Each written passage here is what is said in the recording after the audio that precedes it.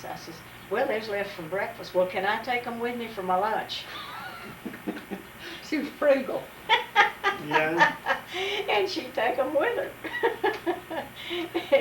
Well, it sure makes you wonder if it was she was the one that really wanted them to come out to this area when they came.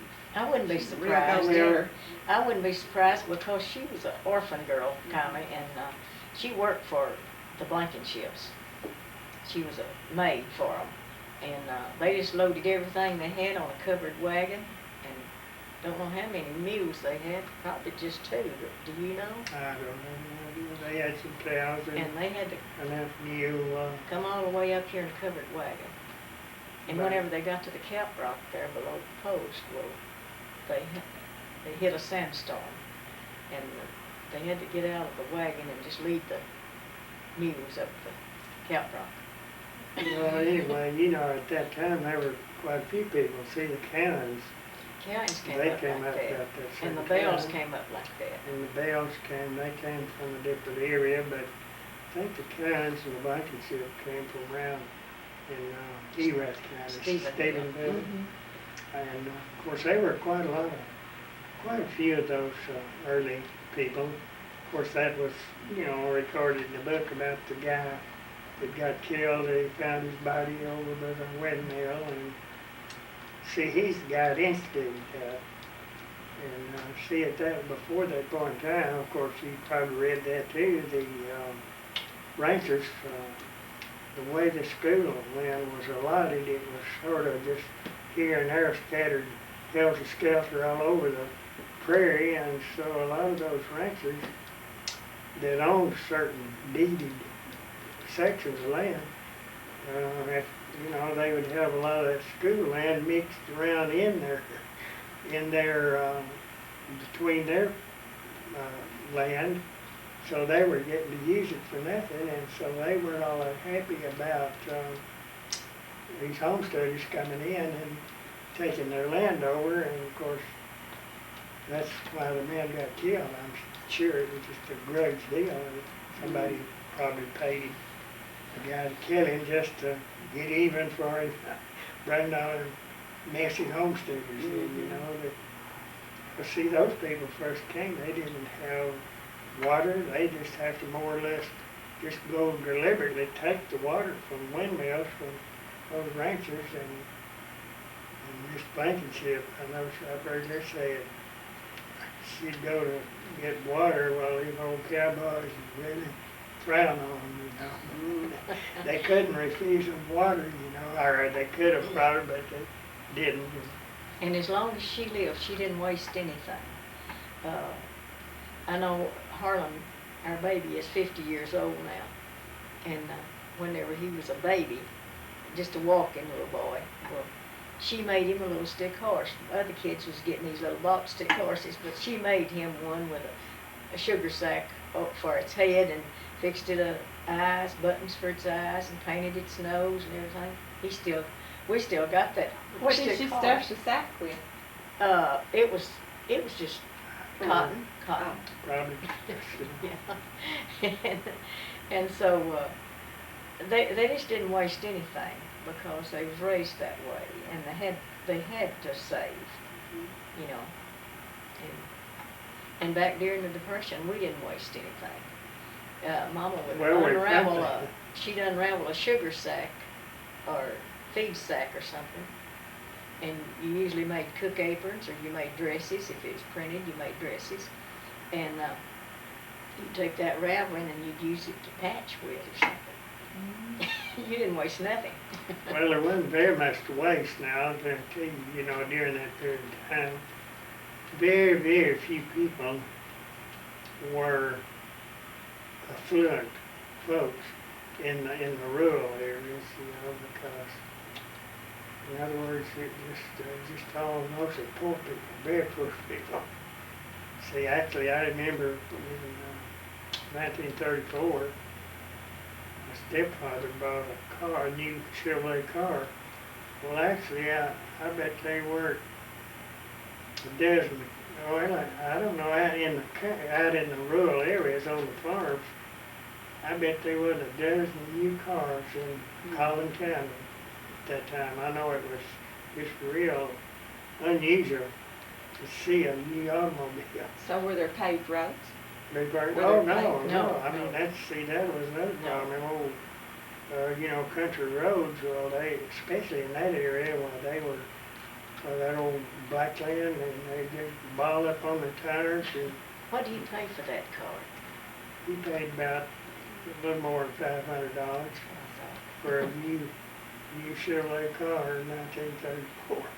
Well, you know, they have different, like, you know, the Impala and all, I don't know all the different Well, at kinds, that but was time, it just they one didn't- kind? Well, Just a at that Chevrolet? time, it was just Chevrolet, and I think it was basically, at that point in time, would have been maybe a two-door and a four-door. Would have been the only difference in the models, it probably would have And been. I'm sure they didn't have air conditioners, did Nine. they? But, well, we never had an air conditioner. In fact, Venice, nobody did. See, we lived by, like Mr. and Miss Bell, you know, they were the original homesteaders that came over there, and they, over the years, had built them what would be considered at that point in time a real nice home out there on the farm, and they had a carbide system for their lights. Now, what is carbide? I've never heard of that. Well, carbide is, well, that's another one of the pioneering deals. These, you know, shops, like blacksmith shops and anything that did repair work, that was the first type of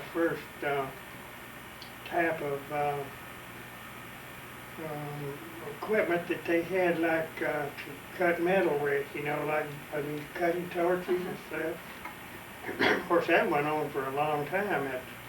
It made the same as the acetylene gas now. Oh, okay. You know, you go to the welding supply and you get a bottle of oxygen, a bottle of acetylene, and even they got stuff now that's more modern and does as good or better and it's cheaper now than that. But at that time, they sort of had a system where they put so much of something into this container, and then it would form this gas, which worked similar to acetylene. And they had these pits, and they called it carbide pits. They had it kind of installed a pit, and it was packed inside, and they'd have chandeliers, but it was a gas light. See, actually, it was a burning light, you know, gas light. And Mr. and Miss Bell had this carbide lighting system, and so we thought they were, you know, just independent and rich. Now, where did they live around here? Well, they lived Over about, in the Needmore community. you know, where the Needmore gym Yes. is going over there right now. Well, at that time, see, They're we about a lived mile at, west of here. see, that school, the Needmore school was still in operation Yeah. at that time. And Brick schoolhouse. so, the Bells had built a school, you know, and they hauled the materials out of Big Spring. Well, now, were they farmers or ranchers or Ranchers, both? and Ranchers. eventually got into farming. You know, the original people, well, when they first took the land over, it was just grassland. And so then most of them probably had previously farmed where they came from, and so they eventually started, you know, putting into cultivation, you know, just small amounts. And then as later as time come on, other people would come and they'd leave or rent the land to them. And I remember they used to would give, if you would break the land out, or that more or less, if you would grub up the mesquite and break it out and farm it the first year, they'd give you what it would make, you know. And most time it didn't matter much anything, it's a dry. You grew up I've some of had it some out. of that stuff myself. So, it's always been, this has been a tough country, you know. When you say grub, what does that mean? I know the Well, kids that don't was know that. manually digging up the stuff, Dig up see, the- mesquite.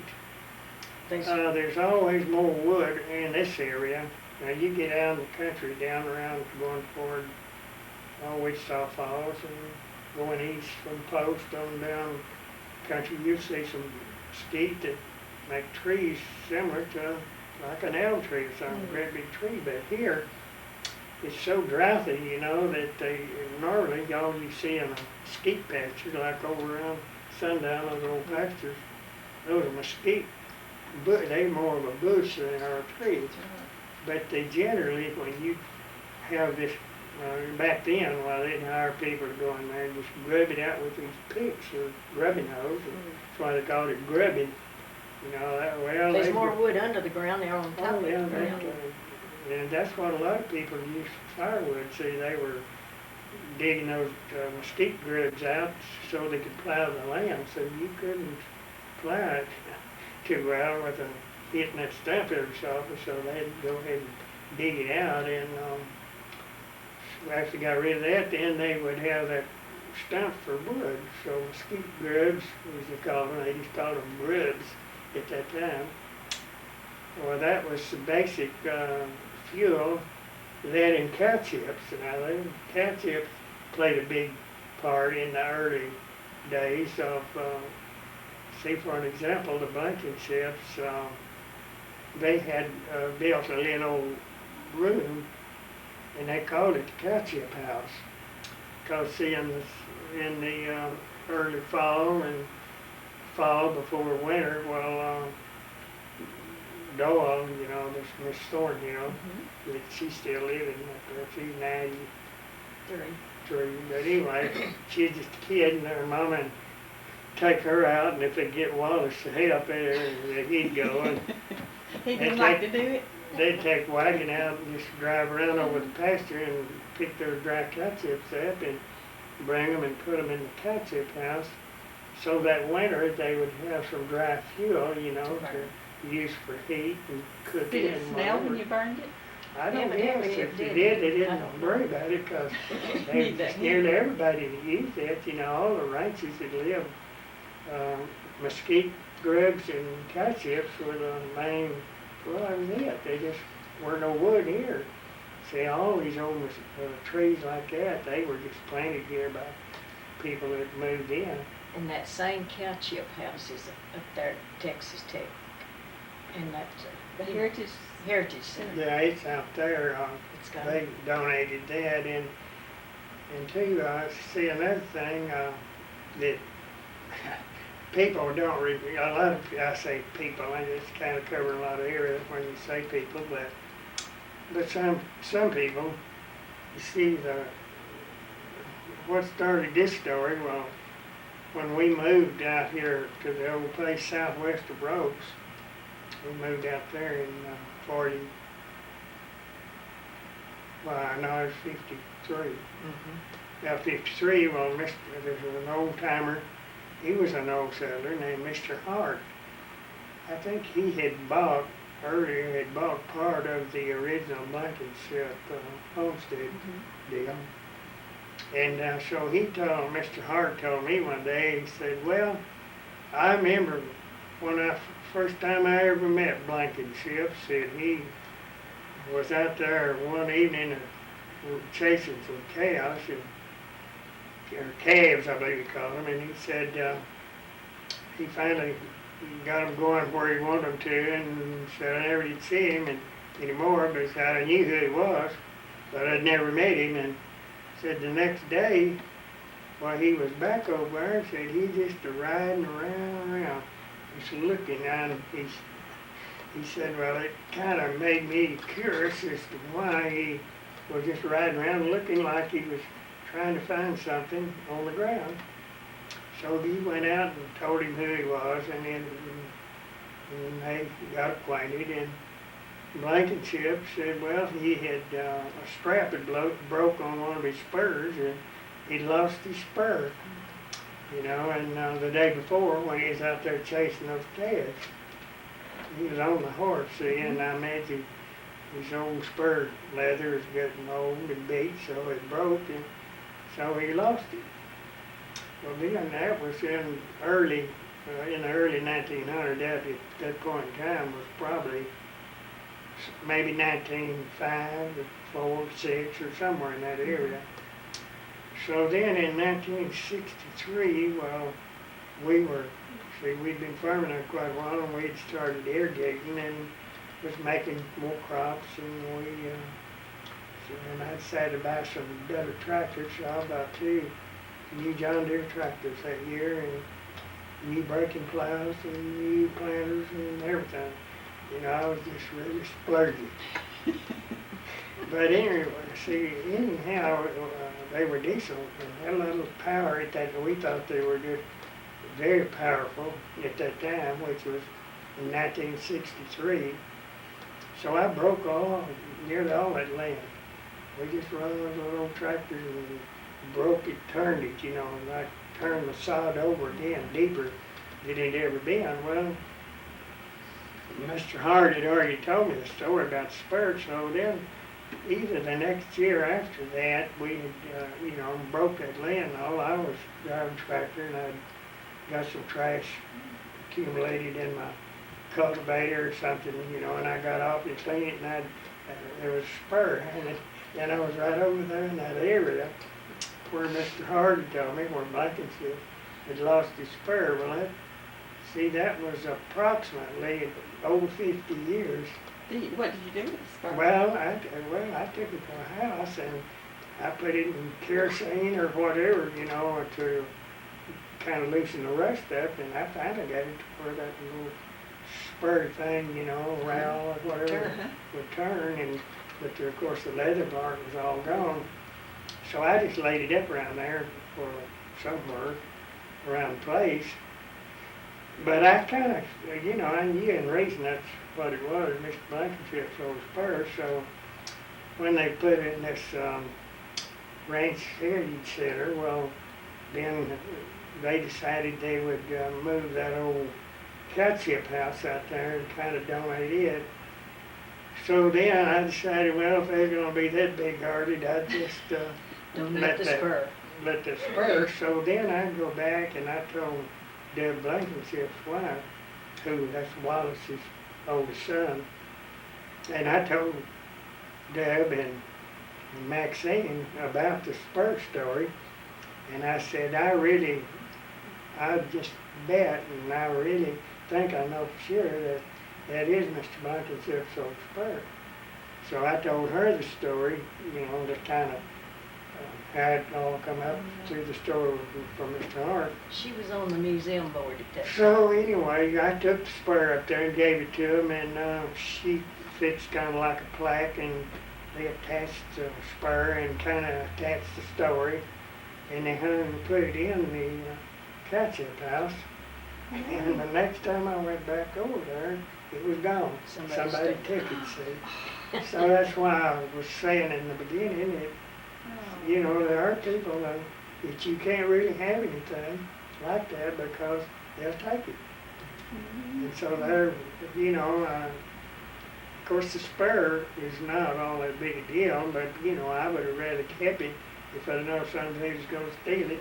But it didn't mean a thing in the world to, But it was gone, and so anyway, but the old house is still there. It's the Blankenship. Is this the one over here? Yeah, That's where the Cowchip house was, for that house? at one time, and they moved it to Lubbock on 15th Street. They owned some property there, and then they moved it from there to. They moved it to, see, the 15th and others where they moved. Catship was built over there, the catship. When they, That house. And we lived a mile back south of there. On that same road? Well, Or was the road there? there's no road there, it's just separation between 2 fields, Turn roads? turn roads.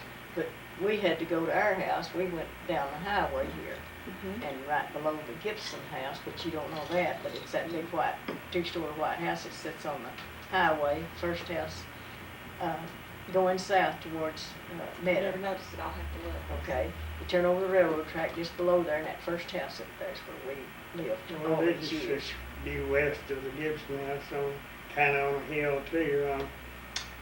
In other words, see that most people would, I'm assuming later that the reason they put those houses on those hills, it was the landmark was good. Oh, Yeah, and we found a lot of arrowheads after we moved up Oh, there. really? It's just on a hill kinda, and when it rained, well, that's, the Indians would more or less be on these hills, you know. Well, the Indians is apparently they camped east, maybe just a tiny bit south and east of all these Lakes. lakes you see around over the country. But if you will look in like Hockley and Terry County and probably Gaines and wherever, maybe going north on into the other counties, they have those big old playa lakes they call them. And always the highest point as a rule, especially in this area, would be east and southeast of the lake. And you'd find generally that's where you'd find all the Indian artifacts would be at that high point. I'm assuming they camped there because they had access to water when the lakes had water in them. Plus the fact it gave them a vantage point to kind of see who was coming and so forth. The Blankenships would go from this place over here to Needmore to church in a wagon, you know. And of course they'd stay all day.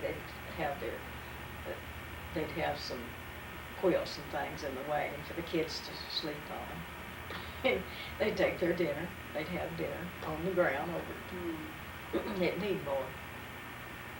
So, you know, this day and time, you know, when a couple gets married now, they've got to have all these big showers. They've got to have, their house is going to have to be furnished before they even move in.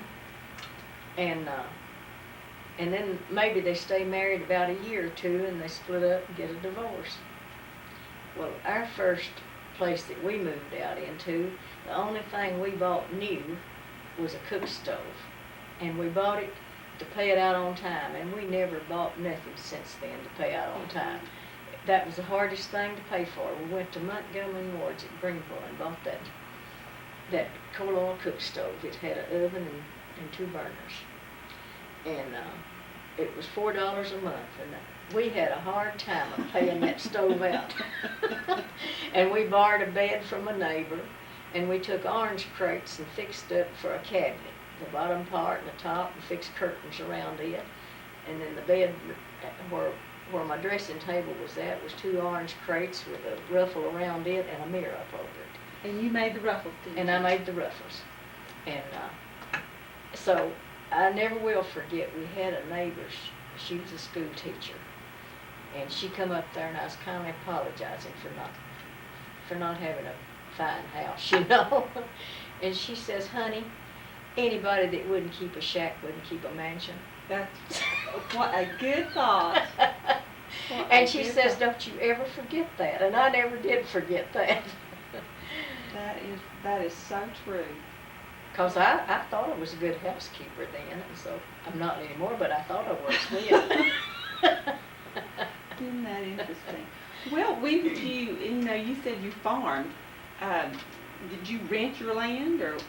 Well, when, I worked as more or less just a farmhand for quite a few years. And then, I guess I didn't go into the service. My brother did, 2 of them, but I had I guess it was a situation I had a hernia, and I guess I had it when I was born. I think probably I might have got bounced around a little. See, I was the oldest kid, and my mother and dad, my father had been married, and he had two big kids when Mama married him, see. And so I had this half-sisters, about 12, 13 years old. But anyway, as far back as I can remember, I had this hernia thing, and of course, back then, you didn't go have surgery, because you probably couldn't have paid the doctor bill anyway, and so long about when World War II started, see, I went to do my physical, whatever, and so they didn't really put me in 4F, but they put me in a category that they didn't take me at that point in time, see, and so therefore I just went ahead and farmed. Frances, she was getting to be a pretty big kid. And at that time, farming was categorized as an essential occupation, you know, because you got to grow some stuff to keep the machinery going anyway, and so, but anyhow, Well, let me interrupt you. What does 4F mean? I know my students well, probably won't 4F understand meant that. that you were in some sort of a physical state to where you weren't They wouldn't accept you. capable of, serving, and because there wasn't no way you could meet all the standards, to make a soldier. And I see in my particular case, I think it was 4AF is what I was put into, but they explained that to me, that if the need arose, it actually needed me. Well, there I was, all I needed was some surgery and about maybe a few months of laying around, and I'd be as good as anybody, and so, and I eventually had that done later when I got financially able to pay for it. I think I had that fixed in 1950, but that was, and see, after I did it, well, of course, I was doing okay. It wasn't handicapping me that bad, but it was just a red mark on the sheet. But anyhow, that I just throw that in because, see, at the age I was, see, most of the people, there were a lot of guys just in the predicament I was in, around all these little places. I know one, like Dearest Carol, and there was several, just dozens of them around that either was married and had kids, or they had some minor problem that the government just didn't want to fool with, trying to doctor them up, But anyway, no, that period of time, though, see, how come what gave me a break was, so boy, this Walker place that she mentioned one ago, that one of the Walker, again, farmed the land. And so anyway, the guy that was working with him, he either volunteered or they drafted him into the Navy. And so this old boy, Walker, he wasn't physically able to do his farming, so he approached me about working for him, but I told him, I said, well, I won't work for you, and I wouldn't hire out because if I'm going to do that, just on a daily or a monthly job, well, I'll stay with the guy where I'm at now, which was Bell's son-in-law, Dennis. So anyway, then we made this sharecropping deal. Back then, that was pretty common, sharecroppers. You probably heard that term. That was went way back. Some landowner like a lot, so many acres, to get some guy, and a lot of blacks got their start doing that too. They have these kids and pick the cotton, and then they would share the crop. Well, anyway, that's kind of a deal I made with him, similar to that, and just kind of was lucky enough to, made some fairly decent crops, and then I got in a position then that I could buy some equipment, see, and so that, I moved from that deal to the blanket ship deal, and I started farming ready land with them. And eventually, finally, just farmed all the land, and then plus some I bought, plus some I'd rented from other people. So we eventually got at one time kind of what I thought was just overloaded with farming, but it just kind of evolved like that because, at the time we came out here, well, it was up to that point in time, mostly the farmers were just farming about what they could harvest and grow themselves. And so, but along about the late 30s and early 40s, well, a lot of them were taking on more land, and then the tractors were better, and that you could buy, and some of them could, some were able to buy bigger tractors. And so then it just kept getting bigger and bigger, and so